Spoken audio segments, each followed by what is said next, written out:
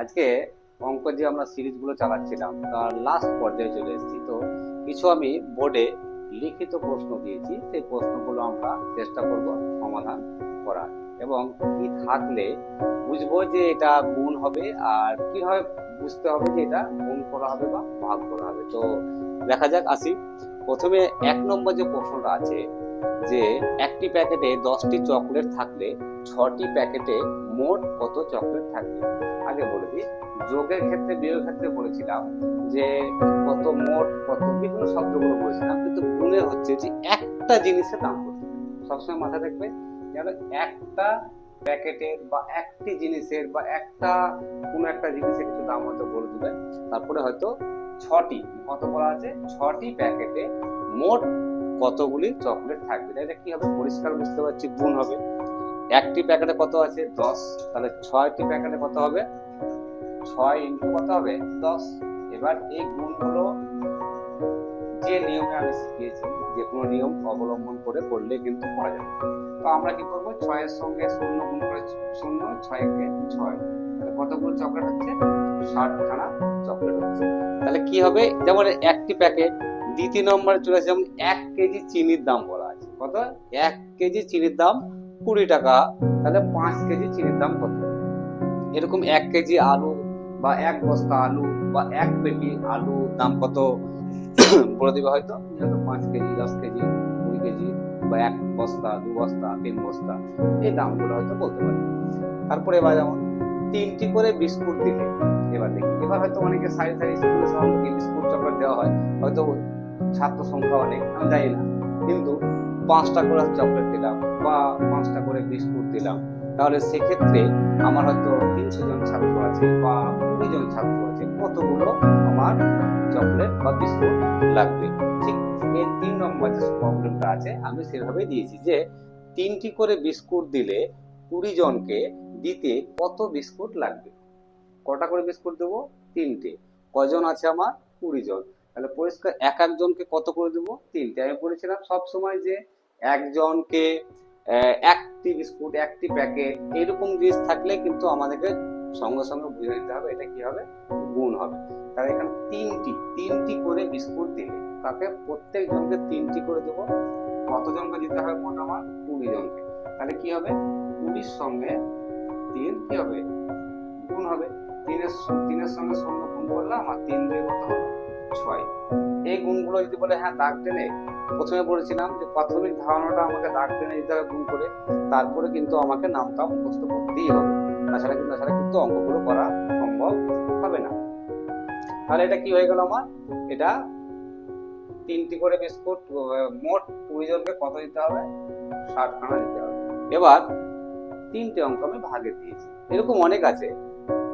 5 KG চিনির দাম 100 টাকা হবে। এবার কিন্তু মোট জিনিসটা দাম বলে দেওয়া আছে, 5 কেজি দাম বলে দেওয়া আছে, 1 কেজি চিনির দাম কত, কত বলা আছে, 5 কেজি চিনির দাম বলা আছে 100, তাহলে 1 কেজি চিনির দাম। এইসব হবে, 20টি টিকিটের দাম 100 টাকা, একসঙ্গে সমস্ত টিকিটের দামগুলো বলে দেওয়া আছে। বলেছে আমাকে একটি টিকিটের দাম। 5টি ছাগলের দাম 100, একটি ছাগল দাম কত হবে।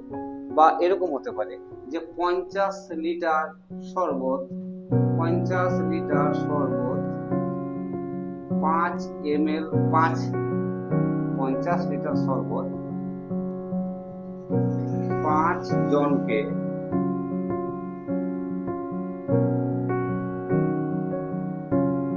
সমানভাবে ভাগ করে দেওয়া হলো, ভাগ করে দেওয়া হলো।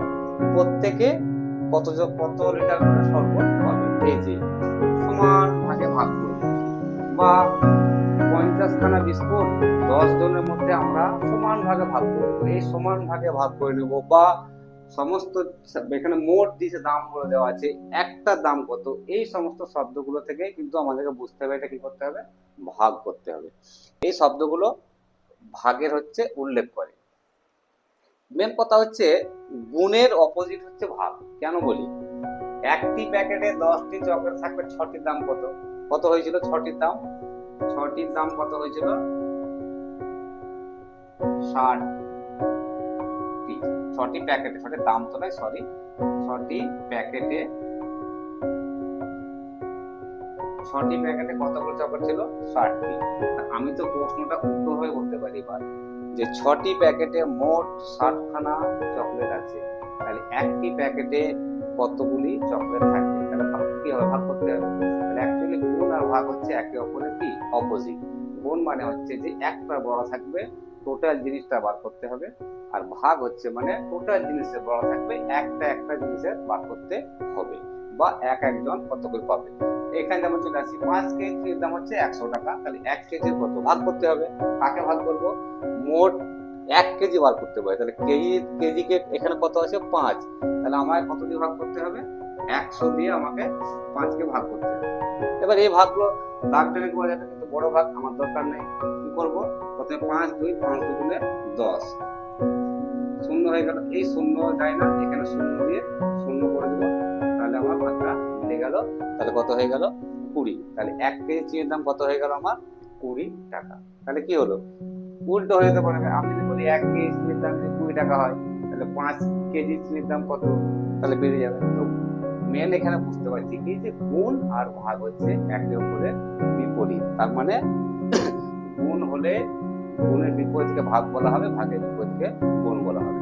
তো আশা করি আমি এই যে আমাদের গণিতে যে 4টে অপারেশন আমরা করছিলাম, যোগ বিয়োগ গুণ ভাগ, আশা করছি কিছুটা না হলে বোঝাতে পেরেছি।